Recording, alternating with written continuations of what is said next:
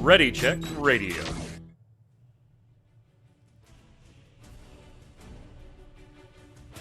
Stand by as we get ready to serve up all your news this week in the world of gaming. Welcome to Gaming Gumbo.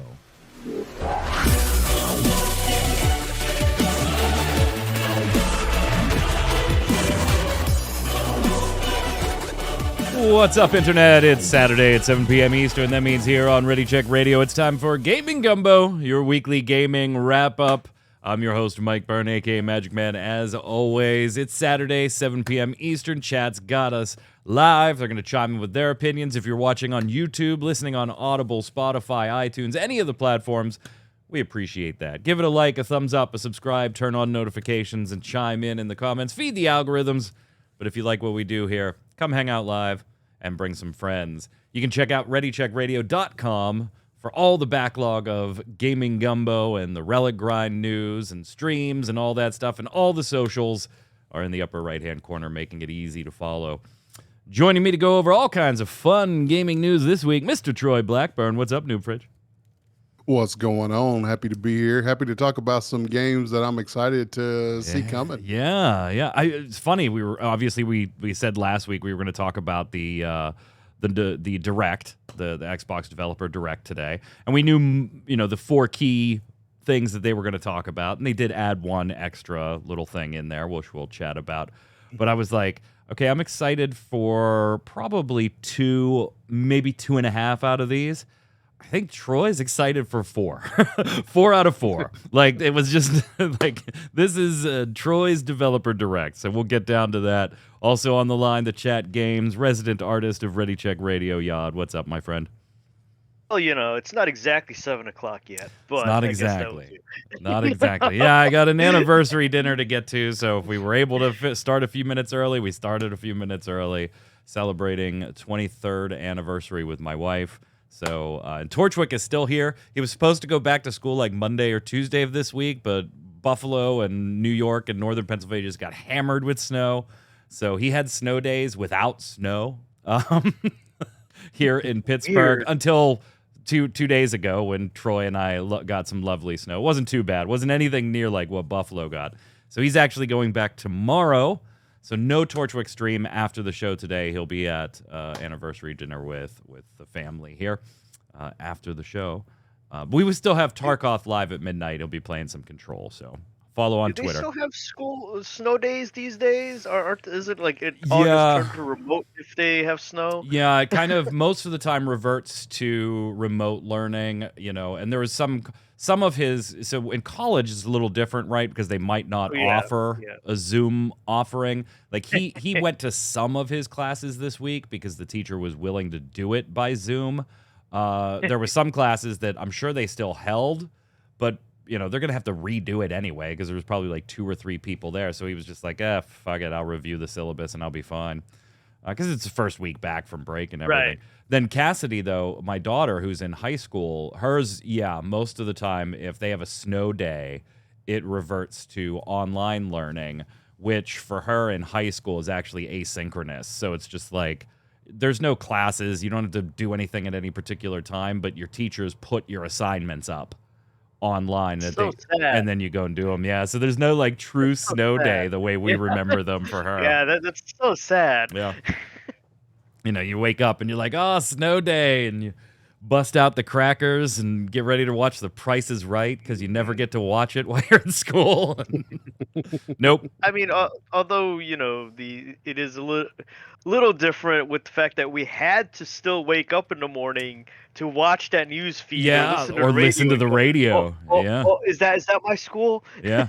You'd listen to the radio and then like you'd turn it on, and like my high school started with a C, so if you heard them on the Fs, you were like, oh my god, man, I might not be able to, like, I have to leave.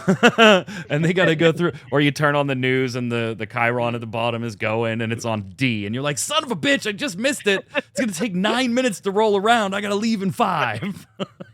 I'm gonna be so pissed. Yeah, those were the days. Now, now you just open your phone and you probably already have a notification. We literally get my daughter doesn't go to the school district that we live in because she goes to a private school. But the busing is obviously handled by the public school district. And so we get telephone calls and notifications and everything. Like, man, back in the day, no, they were like, we're calling the local radio station and telling them we're closed. And if you don't listen, that's on you. Like, that's it's your on job you. to find it out, not ours. Right, not our job to let you know. Sorry about that. I guess we're old. Yeah, I guess so. Very old. Hey, Xbox Developer Direct. Yeah, let's talk about some games. So we knew that there were going to be 4 key games they had advertised ahead of time. We were going to see Avowed, the first-person RPG. We were going to see some more on Senua's Saga, Hellblade 2. We were going to see Aria, History Untold. And then we saw the developer being teased, so we were pretty sure we were going to see Indiana Jones and the Great Circle. We speculated that on the rumors last week, that is in fact the name, Indiana Jones and the Great Circle. There was a cute little, like they had a Zoom call almost presentation. It was like somebody is asking for permission to enter, and they gave it to him, and it was Square Enix that kind of showed up in the middle of the show to talk about Visions of Mana, which we already knew was coming out this summer for multiple systems, but confirmed that it was on the Xbox too, or the Xbox as well. So that's pretty neat. So let's start the Xbox 2. Let's start with Avowed. I'm showing some of it on the screen. I feel like okay, so Avowed is one of the like 2.5 games I told you I would be interested in, right? I've been watching Avowed, and I'm sure you guys have too. This is coming from the Obsidian Entertainment team, so Fallout New Vegas. We've known about it for years, right? Since, 2020, I think, was the first time we saw it. But now we've got a good look at it, what's going on with some of the magic, and they talked about some of the branching narrative lines. And here's the thing, Troy. It looked okay. Like, there were some things that I thought looked really good. And then they'd have a character that I was like, ugh. I'm not sure what the hell's going on with that character model, but whatever. So it was okay, hit and miss, and that happens. But as I was watching it, and they were talking about the branching narratives, and they specifically gave the example of, like, if you give the badges to this guy that he was looking for, he might go do this. If you label him a cowardice, you might have to coward, you might have to fight him, and if you kill him, then when you go back to the town, things might be different there. That's all well and good, right? But I think when you're showing this stuff off now, you have to realize we live in a post-Baldur's Gate 3 world. Like, things have jumped a little bit when it comes to this, because Baldur's Gate 3 just did what it needed to do so well. It continues to unleash surprises on people that are now just, doing their 7th and 8th and 9th playthrough, trying like, what if I kill this NPC before I see them, and blah, blah, blah, blah, blah, blah, blah. There's just a million ways to go, and it seems like Larian Studios has foreseen every possible scenario, and there's dialogue in the damn game for it. I don't know. It is one I'm looking forward to. I was a little disappointed. We already knew this, but seeing it in action, I was a little more disappointed that it was first person. However, it is in that like New Vegas, Elder Scrolls style, so that's probably a better thing for its fans, although I would have liked to have seen it third person. What did you think when you saw the reveal? I think it looked very interesting. Like you said, there were definitely some hit and miss stuff in the footage that they showed. Some of the characters, I agree with you, were a little less than inspiring. but overall, I think they've got a game that is ripe for the picking here. This is good timing for a game like this. Yeah. We've had nothing but Skyrim remasters for years now, and we're years and years away from Elder Scrolls 6. So I think they've got an opportunity here to really make a statement, as long as the gameplay and their branching narratives and everything, match up to what they say they're going to do. I think they've got an opportunity to have a real classic of a game here. Yeah, chat and Shirak already getting your question answered. Yes, like Skyrim and stuff, you can toggle between first and third, but it is I say this about Elder Scrolls Online all the time, too. Like, I play it in third person, but you can tell the game was meant to be played in first person. Right. Like, particularly the way your character, I've always thought it was awkward the way your character jumps in the Elder Scrolls Online. It's always a little wonky. A little bit, yeah. Yeah, and Skyrim's kind of the same. Yeah, It can be a little wonky at times in third person, even though that's the way I prefer to play. Yod, you getting any excitement for Avowed here? Avowed does look really neat, but like you said, in a post Baldur's Gate world, these options almost seem like rudimentary. I mean, that they're showing off. It's not fair to like totally compare it, right? It isn't more an action combat versus like the turn-based stuff that Baldur's Gate does. But I get it. I'm just talking about from like the RPG narrative standpoint. It's not as big a selling feature these days, even before Baldur's Gate 3, that, hey, there's branching paths. That's almost become expected. Just Baldur's Gate 3 just knocked it out of the park with the way they did branching paths. Oh, yeah. To me, like, the little options they show and stuff like that, it seems more similar to, I don't know, your Mass Effects and Dragon Ages. Yeah. Where it's like, you know, it's these three options, and if you choose these three options, these three things are going to happen. You know, it's X, Y, and Z. Where with Baldur's Gate, it seemed more like if you do something here, it's going to change something over here that you were not going to expect. Which, like you said, people are still finding things out that they can do and killing people off here or there, or messing with this or that person, or waiting till someone else interacts with you on another part. Apparently, somebody found something that Larian didn't expect people to do, which one of your characters apparently will like go off like a nuke after they die or something like that, and you can reverse pickpocket it into some other dude's pocket, and he'll bring it back to the abyssal realm and explode, but the game still ends even though you're out of the the area where it can hurt you. It is. We're gonna get. We have a release window. We have a release window for Avowed. That'll be fall of 2024, so later this year. Mm-hmm. It is going to be on Xbox Series X, PC, and will be a Game Pass Day 1 release. Troy, I kind of feel like you might be right on right thing, exact right time. Simply because Elder Scrolls 6 is so far away. Like, that's immediately when you look at this, you go, oh, wow, they're former New Vegas devs, and they're going right for that Skyrim, that Elder Scrolls audience. But we're years away from 6. Although Two Worlds tried to do that same thing back then. It didn't go so well. I have a feeling Avowed will fare a little better than Two Worlds. I think so. I think with it being Obsidian, I think they've got a little more experience, and I think they've got the opportunity to create a really good game here. Shirak says, my opinion for Avowed tainted from the initial teaser. Why? What happened in the initial teaser that you really just didn't like?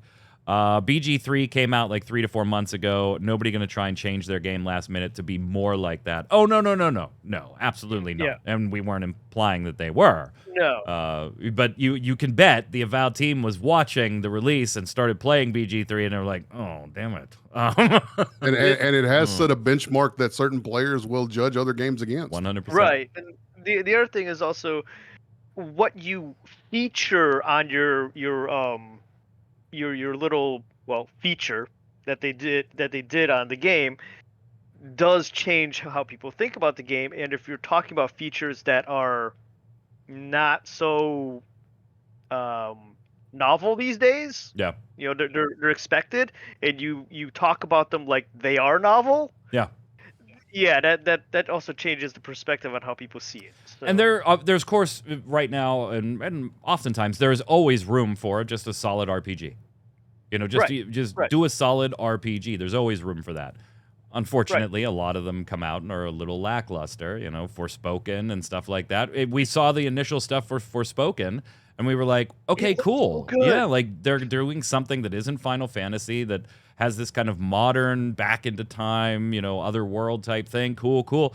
and it just didn't pan out because the rest of it wasn't there.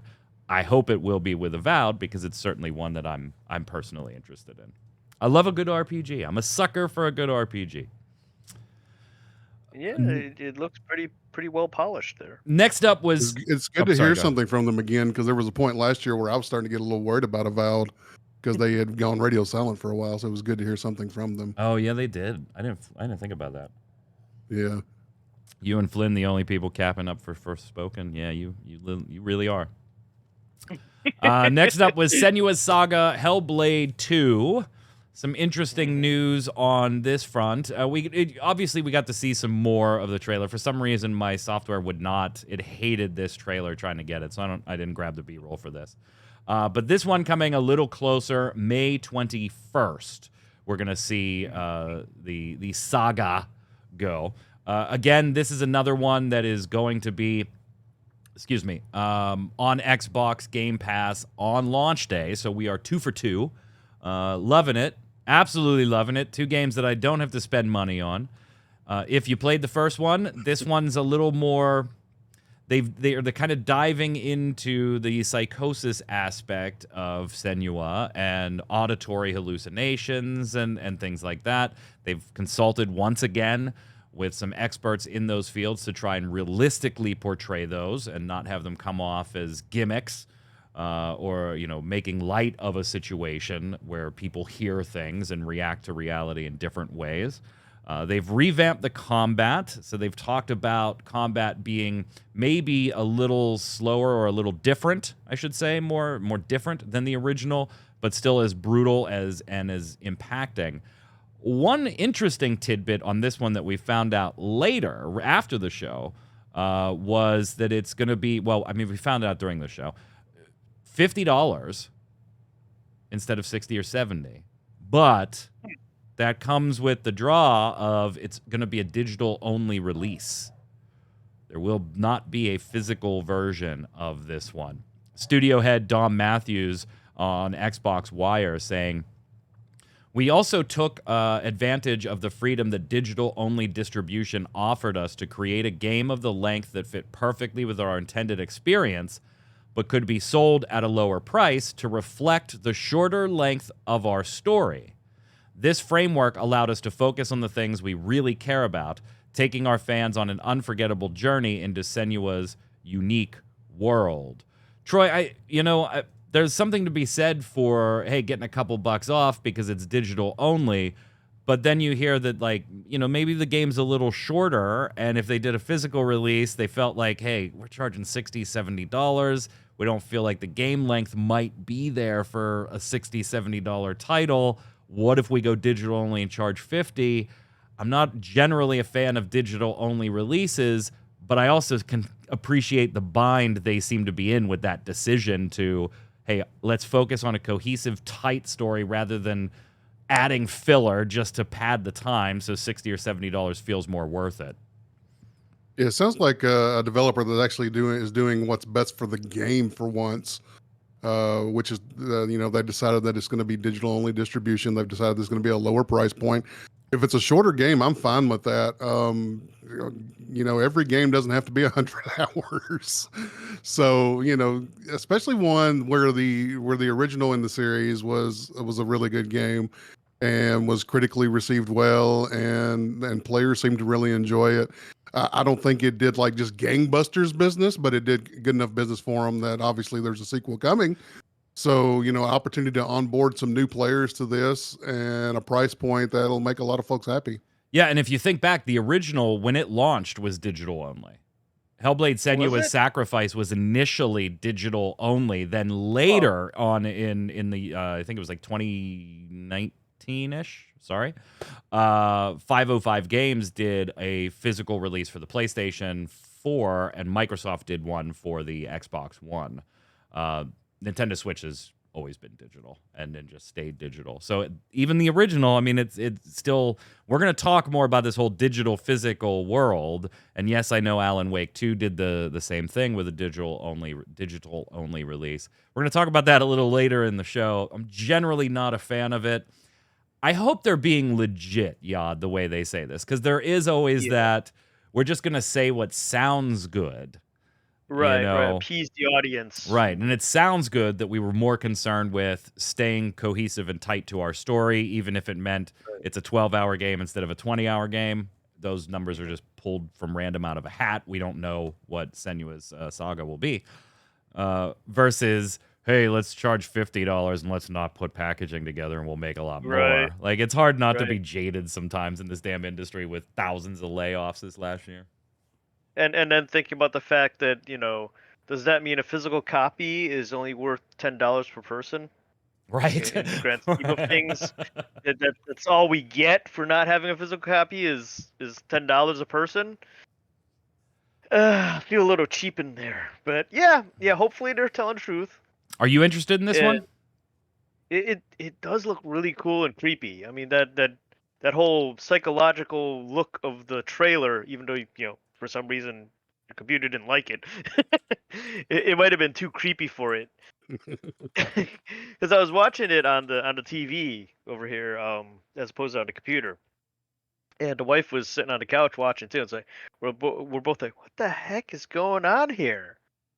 What it just draws you in because it's so different from what you would expect the normal type of setup to look like. And oh, are you talking about like their original one that was like mostly live action or whatever?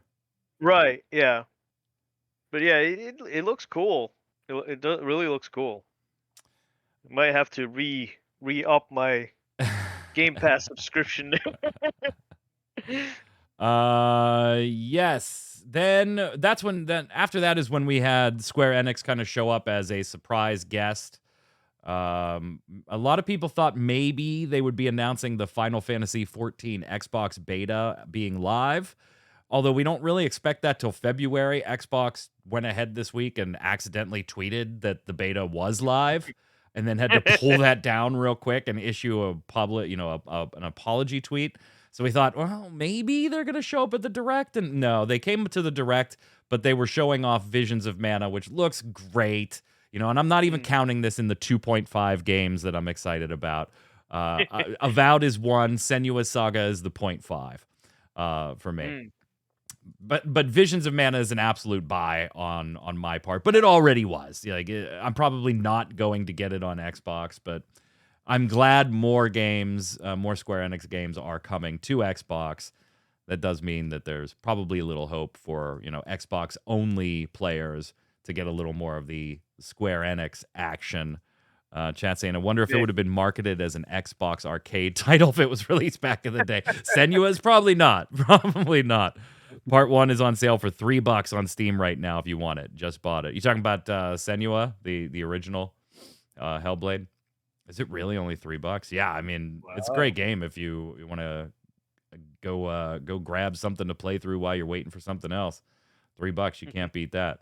Troy, I think I'm going to have to turn it over to you for the next one because I have a feeling this is not a game I am interested in, but I have a feeling you are interested in this one, and that is Aura History Untold. It's not to say I don't like strategy warfare-esque games. I've done my fair share of Warcraft 2, Warcraft 3, all the Total War games. This is the wrong trailer. Let me do that. I was going to say, that's all right. We fixed it. We fixed it. So I might try this, but it is definitely one that I'm going to wait until it's like on sale or, pick it up when Game Pass. Yeah, Game Pass, right? Yeah. But Troy, I can imagine you being a little more into this. Jason Winter would absolutely be into this. Yeah, absolutely. But yeah, I'm definitely interested in this one. It looks a little more modern than some of the older ones that are out there. There are some really good gameplay grand strategy games that kind of show their age a little bit visually nowadays. So to see one that's a little more modern, a little more current, and kind of stretches the timeline that this one stretches, it's interesting to see. And I want to see more from it before I'm like, yeah, day one purchase. But at the end of the day, they've caught my attention with something that probably wasn't on my radar before the Xbox Direct. Yeah, it is very much in that 4X game genre, right? Explore, expand, exploit, exterminate. It's kind of got all of those things going. It is going to be as Yad mentioned, day one on PC Game Pass. This will be on Windows and Steam, and will be available day one on PC Game Pass. I don't know. Yad, is this for you? Not particularly, but like you said, if it's on Game Pass, and if I'm re-upping my Game Pass, might as well check it out. Might as well go ahead and get a AAA title for free. Oh, shucks, you twisted my arm. I mean, there are some games that I would avoid even if they were free, and this isn't one of them. So there's that. And this also is one that they do intend, like, typical games in this genre, right, to do a bunch of DLCs and branch it out in other directions. And the team saying we have so many ideas for different, even more out there leaders and other kinds of crazy triumphs. Just bring players even more diverse experiences that you wouldn't get in a traditional strategy space. And a lot of that, Troy, comes down to the timelines that they're playing with here, giving you a lot more options than, say, like booting up Civ 5 or something like that. Yeah, and that's part of what looks interesting, and looks like they might be doing something a little different than some of the bigger names out there. So got my interest. But yeah, if you haven't played a lot of grand strategy games, get ready for a DLC extravaganza, because that's what they do with these. Oh yeah. And then finally, we get Indiana Jones and the Great Circle, a name I still think is kind of dumb. I know it'll tie into the story, and it did. They started tying it in already in the first trailer that we got here. Yeah. But it's still kind of a dumb name. I still feel like they were working on it. They had this title, and when the next movie was coming out and started to be communicated behind the scenes, they were like, "Wait, you called yours Dial of Destiny? Shit, that was the name of our game. I guess we'll just call ours Great Circle then." That's a dial of destiny, right? A dial's a circle. Destiny's great. Sure. Yeah, great, fantastic. But this was our first real trailer for the game. We're gonna see this sometime in 2024. Just later in 2024. Right. I'm a huge Indiana Jones guy. I saw Crystal Skull in the theater. I did too. I have to admit, I did too. I saw Dial of Destiny in the theater, right? I did not. Yeah, I'm a sucker. And as soon as, Todd Howard started talking about this, and then it was given over to Machine Games to go ahead and execute it. And Todd talked about, how he's been kind of pitching for a movie or a game, because he's a big fan of the franchise for a while, and finally got to do this. And so he's very, very happy. Xbox and PC exclusive to those. I don't think we know about its Game Pass yet, do we? Its availability there, do we? I think it is. I think it's Game Pass. Thought I saw that. Will Indiana Jones, Dr. Jones, be available on Game Pass? Here's a bunch of everything we know. Okay, here we go.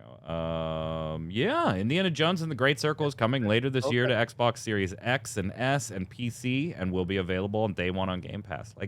Game Pass just continues to be just such a even Troy, we converted you. Yeah, we converted. And this looks like this is the year where I'm really going to get my money's worth too. Yeah. Indy looks great, by the way, in the trailer here. It looks fantastic.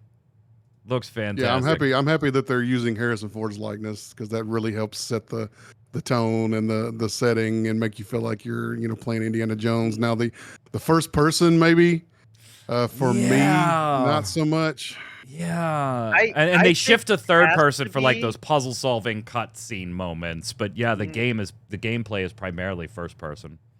Yeah, I think it has to be first person, because some of the shots and don't get me wrong, they did an amazing job on the likeness and all that stuff. But on some of the shots, it just had that slight too much uncanny valley feel.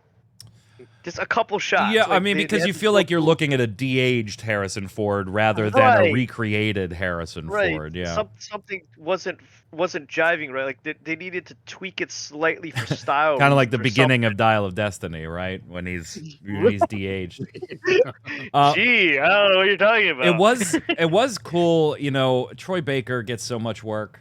I obviously am super jealous of the guy. He's super talented. I'd love to be doing what he's doing career-wise.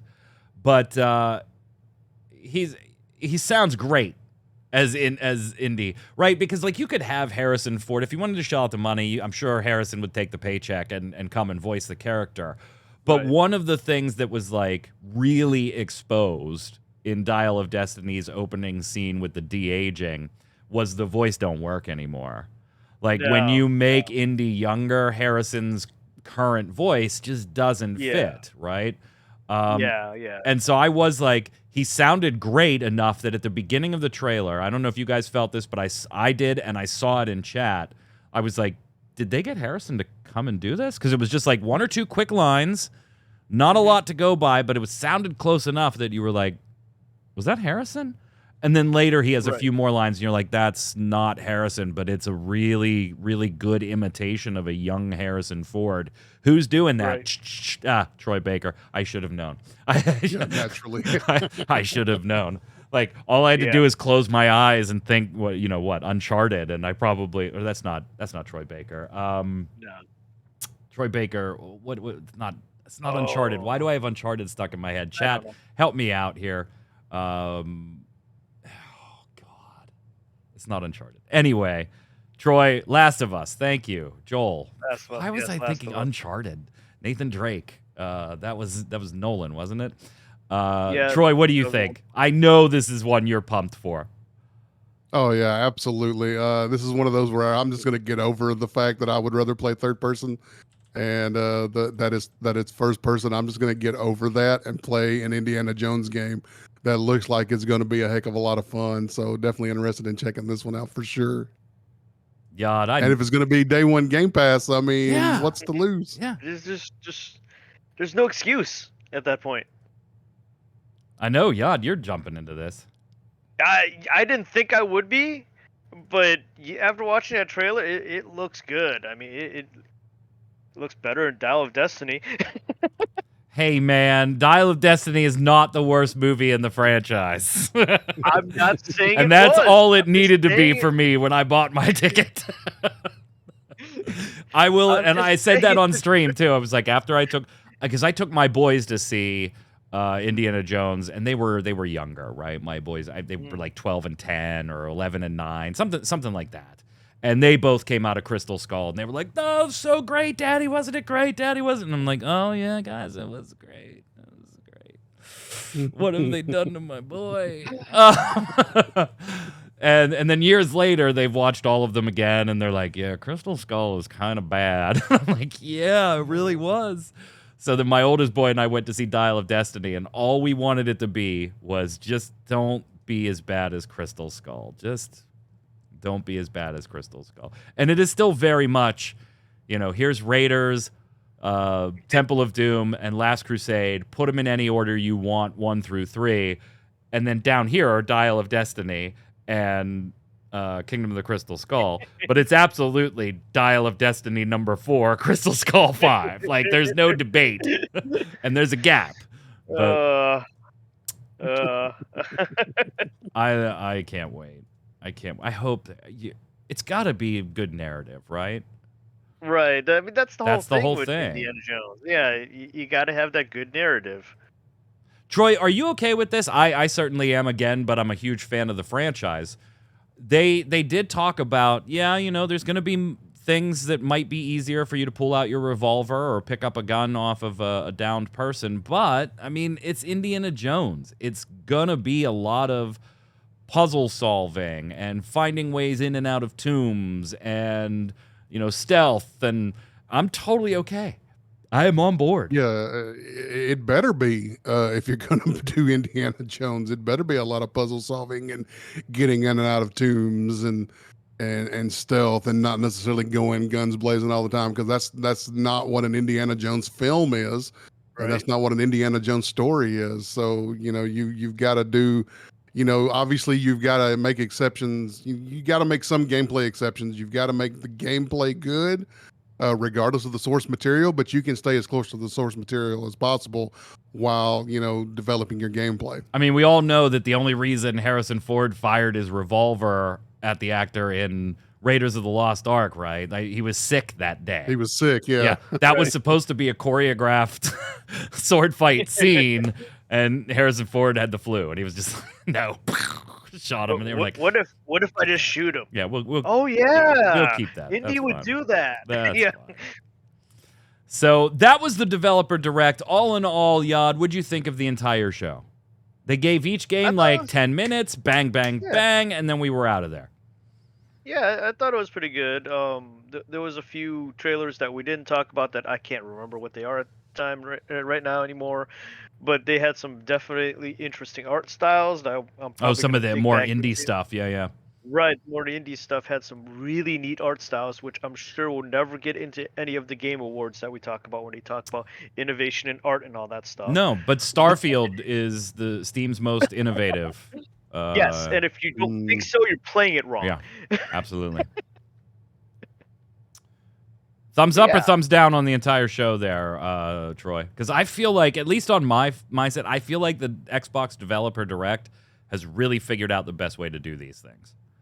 Right? Yeah, we sit on some of these and we're like, just shut up. Like, move on. Like, what Sony's state of play sometimes. Like, Sony has kind of figured it out too, right? Their state of plays have been cut to like 20 or 30 minutes, and it's just kind of like bang, bang, bang, bang, and we're out.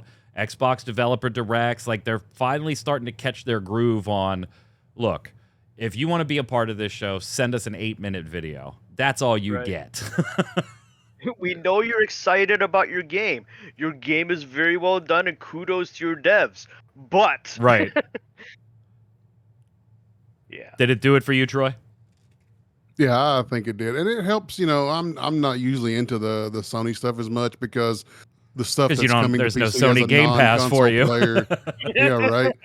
The stuff that Sony's producing, it might come to PC, but it's going to be years down the road before I actually get to play it as a primary PC gamer.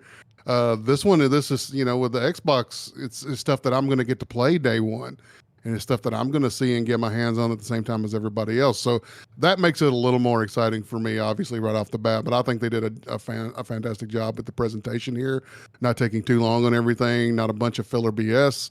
They were like, here's our games. We're going to talk about them for a few minutes and let you see, some new stuff you haven't seen. Yeah. Hey, you guys might have heard this past week, by the way. Let us know in the comments what you thought of the Developer Direct. Which one of the games shown off is your most anticipated. Put it in the comments below. I'm going to read you a couple of headlines because I recommended Prince of Persia last week as my game of the week, a game by Ubisoft, and I did go ahead and buy it after playing the demo, and I have been playing it like crazy. I haven't had enough time to beat it yet. I think according to my save file, I think I'm like 39 or 40% through it. Well, whatever that actually means, I don't know. I got a lot of the map explored, that's for sure. I am still enjoying it. Spoiler, it will be my game of the week again. Last week I gave it to the demo. This week I'm going to give it to the game. But you may have seen some headlines this past week about dear old Ubisoft. I'm going to read you a couple of them. From Gizmodo, Ubisoft says gamers should get more comfortable not owning their games. From CBR, Ubisoft says players should feel comfortable with not owning games. From Insider Gaming, Ubisoft, quote, get comfortable with not owning games. IGN, Ubisoft, I'm not going to read this one because it does something, so I'll come back to them. I'll come back to them. PC Gamer, Ubisoft director says gamers will get more comfortable not owning games.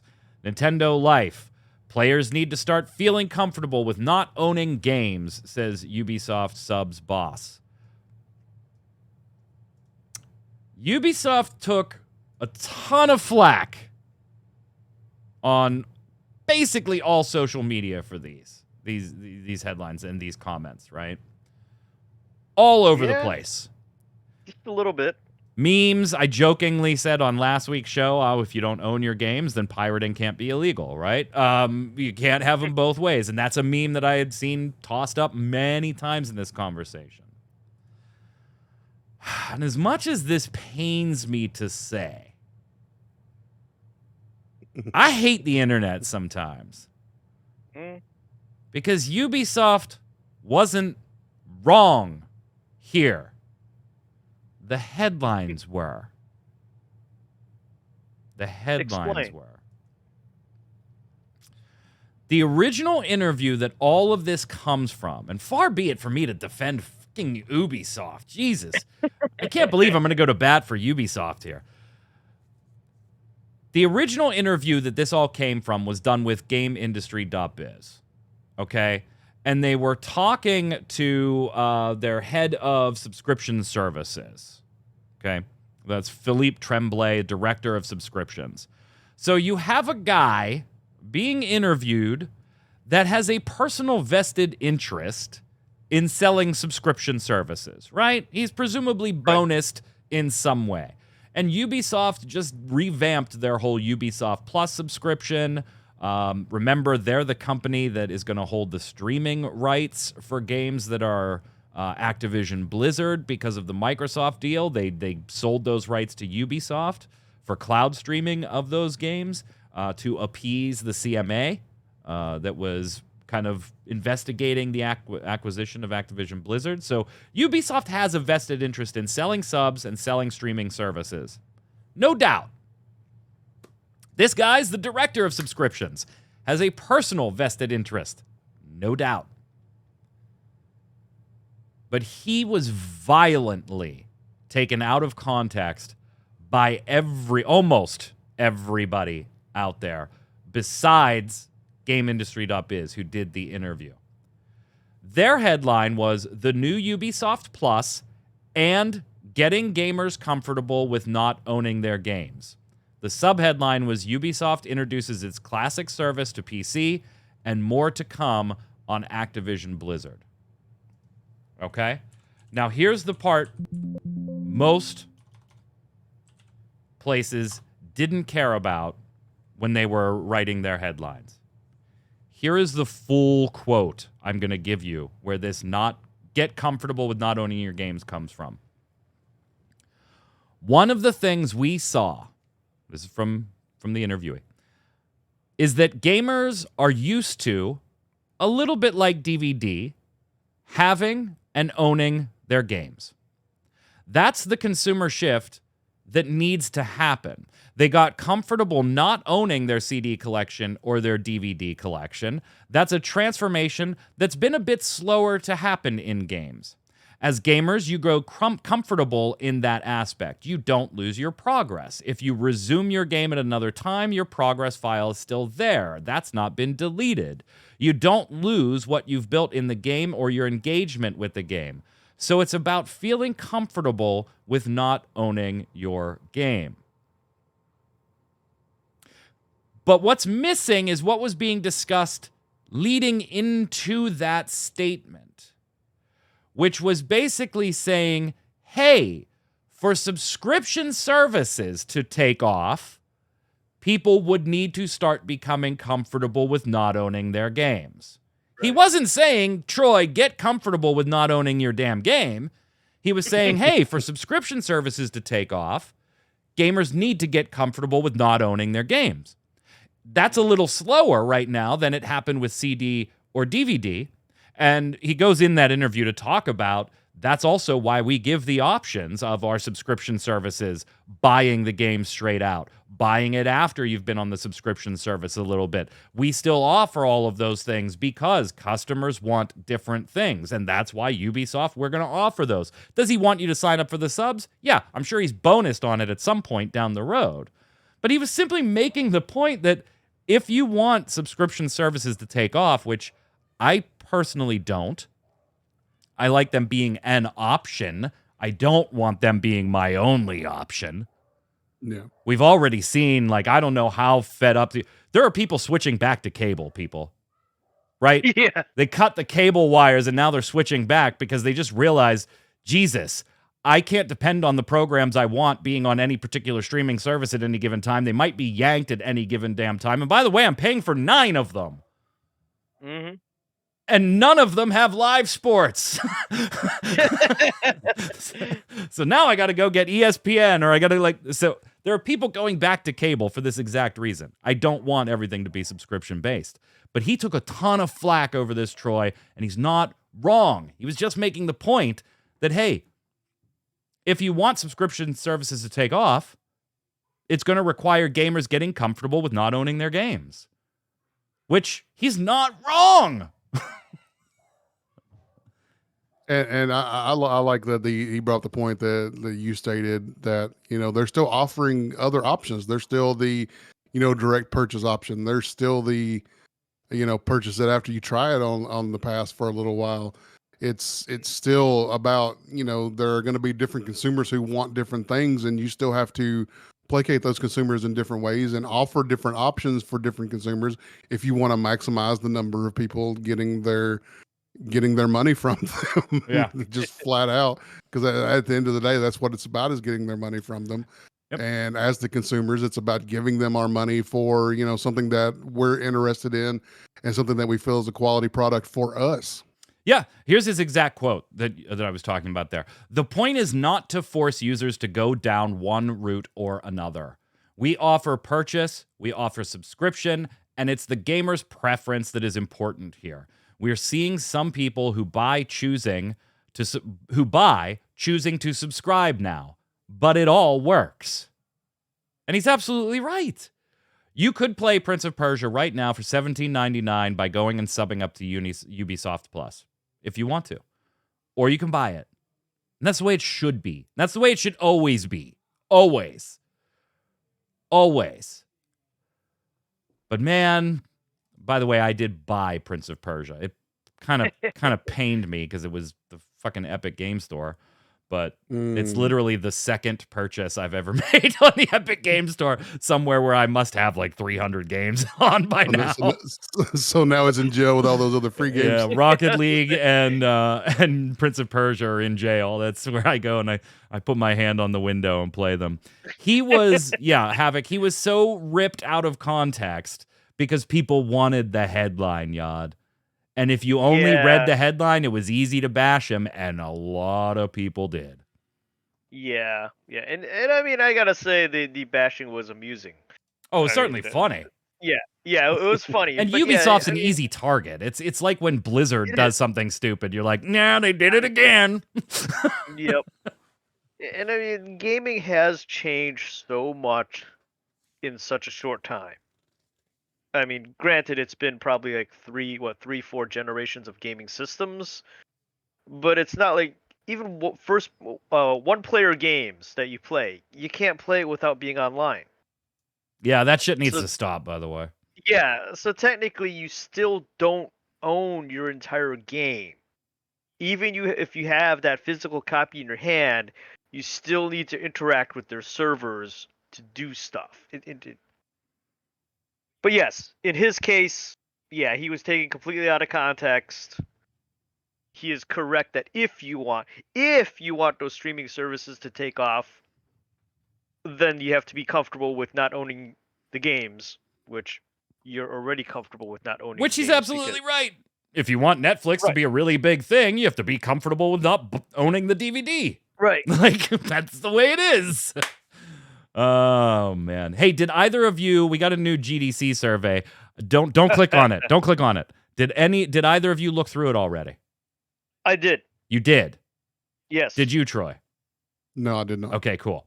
So we'll get some, and I doubt you're going to remember a lot of stuff on there. No, I'm not going to remember shit from this. I love when they do this. So at GDC every year, they do a survey of like a few thousand developers. This year was like 3,000. And they bring in Omdia.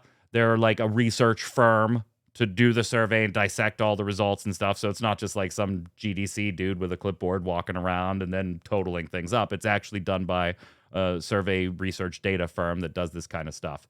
So out of the 3,000 that were surveyed this year, the largest demographic, and this is game developers, right, at GDC, the largest demographic age-wise was 25 to 34, representing 35% of the field, and 35 to 44 right behind them at 33% of the field.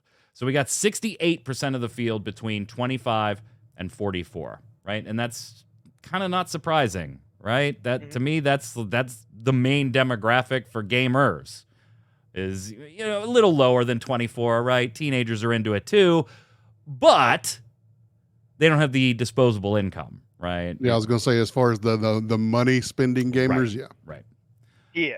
And so it makes sense. Plus, these are professionals. You don't really expect too many 18 to 24-year-olds at GDC that have, meaningful, higher ranking positions, right? If somebody's 18 to 24, they're generally going to be in QA or still in school to get those positions. So 25 to 44 makes sense. 65% white Caucasian. I'm honestly surprised it's still that high. I'm not. Really? Mostly because if you look at gaming companies, they're still currently, and I mean I think we talked about it a few years ago when on something else about something else, but the game companies are just now starting to get to where other corporate entities are at. Yeah, no, you're absolutely right. I still expected this number to be above 50%. Right. But to be closing in on 70% still, I was like, we haven't made as much diversity progress as I thought we would have by now. I fully expected, I fully expected because, like I said, they're just now reaching that point where they're like, maybe this isn't just a bro club anymore. Maybe other people have other stories they want to tell. Also, though, I feel like if you look at the options here, because there is an aspect of this type of question, right? Because there is I could be Irish and English, but I might say I'm Irish, that type of thing. Because there are some kind of questionable combinations of options here. Like you have Black, African, Caribbean, fine. That's, South or Southeast Asian, right? Like those are pretty generalized groups. But then you have like Middle Eastern or North African. Well, those are two very, very different cultures. Like regionally they're the same there, but that's two very different. Then multiple ethnicities not listed, and everything was less than 10%. Hispanic, Latino, or Spanish was the largest at 9%, East Asian at 7%, and then everything was down from there, with 5% preferring not to answer. So that was an option. I'm pretty sure, based on what you're saying, Yad, that 5% is the other 5% of white guys that you were looking for in that white Caucasian number. No, I'm kidding. There you go. I'm being facetious, obviously. 69% men, 23% women, 5% non-binary, not listed, less than 1% prefer not to answer 3. So it's still very much a white guys club, Troy. And it is nice to, I don't remember. I know we reviewed this last year, and I should have pulled it up. If I was better at my job, I would have. What last year's numbers were, but it is still heavily skewed. Heavily skewed. Yeah, I was going to say it'd be interesting to see compared to previous years where the numbers are, but like I said, still very heavily skewed, and you want to see more diversity because there's more stories to tell from more perspectives out there. The more diverse you get with that. Trying to find the 2022 survey without actually having to sign up for anything here. Without actually having to get into the stuff. Let's see. Is this but they want you to take the survey, to get the survey, to see the survey. Right. Well, exactly. Like they wanted me to jump through five different hoops to NFTs was a big one on that survey. Yep. Everybody was like, we hate it. We hate it. And so this year, predictably, not NFTs, but a few other topics, and I'd like to see. So, Troy, I'm going to ask you this since you didn't look at it. What was the developer's favorite platform or their platform of choice for developing current projects? Since they all work on PCs, I'm going to guess PC. You got it. 66% said PC. for current projects. I would imagine there's definitely hoops transferring that over to consoles. 57% for said PC for developing upcoming projects. Who was second, though, do you think? I think that's the more interesting one. Yeah, that would be the more interesting one. I'll say something like Xbox. It's the PlayStation 5. PlayStation 5. The PlayStation 5. Yeah. Xbox is third. Xbox Series S and X is third at 34%. And then Android at 24%. iOS at 23%. Then Nintendo Switch and the Xbox One both at 18%, with the PlayStation 4 at 16%, tied with Mac, and then everything else from there. All the way down to Playdate. Less than what someone said Playdate was their favorite, their platform of choice. What is Playdate? Exactly. Exactly. It's that little, it looks like an old Game Boy, except it's bright yellow, right? And it's got the crank on it. You don't remember that? No. It came out in like 2022. Oh my God. Yeah. No, I don't remember that thing at all. How do you not remember that? I don't remember it. Yeah, it's a little handheld game console. It's got a mechanical crank on it, a black and white screen, and somebody went to GDC and was like, "My favorite thing to develop for is the Playdate." I just look. Yeah, it's got a hand. What? Why does it have a hand crank? 35% of developers surveyed said they'd been impacted by layoffs this past year personally, or worked at a company where layoffs occurred, with quality assurance testers affected the most. 22% of QA developers said they were laid off in 2023, compared to 7% for all developers. Those in-game development businesses and finances were affected the least, at 2%. And more than half of respondees expressed some level of concern that the place they worked at would be hit with layoffs in 2024. Troy, talk me off the ledge, because this is the field my son is going to college for right now. Don't be a QA tester. Don't be a QA tester. Your job security is nearly non-existent in the video game industry. By the way, you can get a Playdate for $199 if you would like one. Yeah. Pretty dope. Yeah, no, it's still too expensive. Last thing they talked about was AI. Big one this year, like NFTs was last year. 84% of respondees said they're somewhat or very concerned about the ethics of generative AI. 12% said they have no concerns with it. GDC notes that those working in businesses, marketing, and programming were more likely to say the use of AI would have a positive effect, while those on the creative side of development, such as narrative and QA and stuff like that, were more likely to say it had a negative effect. And that totally computes, right? Yeah. 51% of their developers said their companies have implemented some kind of workplace policy regarding the use of generative AI, with many of them saying their companies have made use optional. Their 2% of responders said generative AI is mandatory in their workplace, and 12%, Troy said, is flat out not allowed. Not allowed. 37% of indie developers said they're using generative AI, compared to 21% of AAA and AA studios. We're going to see those numbers go all over the board in the next 2 to 4 years. All over the board. Mm-hmm. Definitely. Hey, especially with how hard Adobe is pushing the usage of AI. Oh, are they really? Like, I'm not an Adobe user, so I'm not... Go ahead, I'm not up to speed. Yeah, the Adobe, I think they call it Adobe Max now, the whole conference they have every year. This year was all about AI. And I mean, some of the tools that they've come up with are very interesting, and I can see being very helpful. They have one that will extend the background out of an image if you need, to fill that space.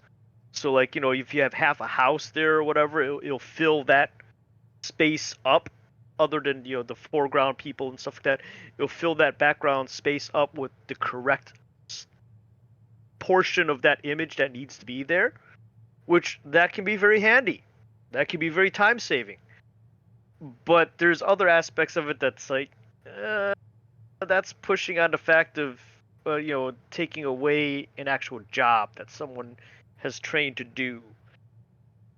So yeah, says, fill up the space with extra fingers on hands. Yeah, AI does have a little bit of a problem there right now. Yeah, and Shirak, you're absolutely right. It is a legal nightmare, and it's going to be over the next 3 to 5 years because the legislation has to catch up to the technology. It's happened multiple times before. It's going to continue to happen. AI is just the next thing for it to happen too. Right. Finally, before we do Games of the Week, if you remember, Best Buy has totally done away with carrying physical media, right? Yes. This month, January, was them liquidating all of that stuff and getting rid of it. Well, now there's another big game retailer, not in the United States yet, but game.co.uk in the UK is no longer taking video game trade-ins. Now that they're still going to carry physical media, but now we're starting to see that we don't want your used shit anymore. And I gotta feel like GameStop has been considering this for years, right? Like, even though but they can't. GameStop, the way they did their business model, pins them behind used product, right? That is their margin. Right. You make almost nothing on a new game sale. You make it on the used game sales. But it has reached a point for Game Elite because a lot of their locations are actually inside Sports Direct outlets, right?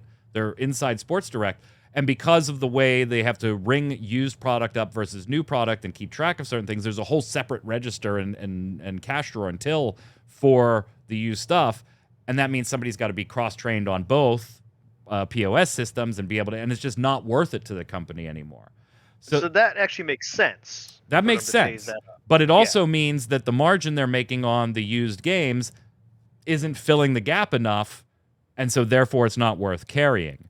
Now, GameStop has kind of pinned itself right now, and they've got to find another revenue stream that can be just as profitable or make up a lot of it before they get out of it. But I feel like they've been thinking about trying to get out of that loop for a while because they've lost money for a long time.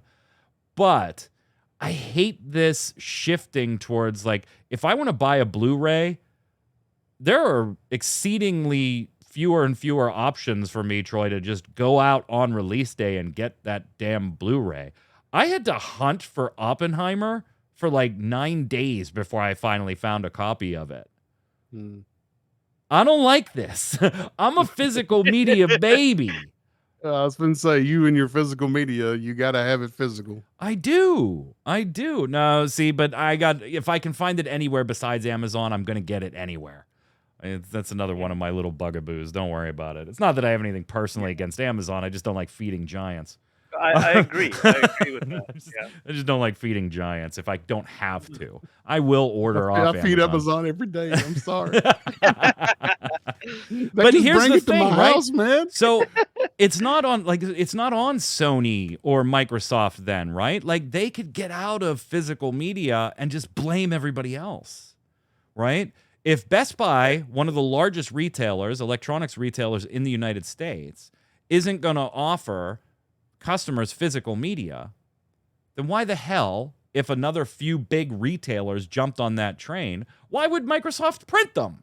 You know what I mean? Right. Why? No place to retail I them can funnel them to Amazon and GameStop, and that's it. Yeah. I don't like where this is headed. Yeah, because also, on the day that Best Buy stopped selling physical media, Paramount Plus also took all the Star Trek movies off stream. So where are you going to be able to watch those Sony now? had backlash because they were about to lose a bunch of Discovery programming, even if you had bought it on their streaming platform. They had to back that up real quick. Right. They don't have the space for physical media anymore. Get the fuck out of here. When's the last time you've been to a Best Buy? There's nothing but space in Best Buy these days. They've got like boxes, like backstock boxes of TVs lined up in the aisles because there's so much space. Let's slide over and do our games of the week.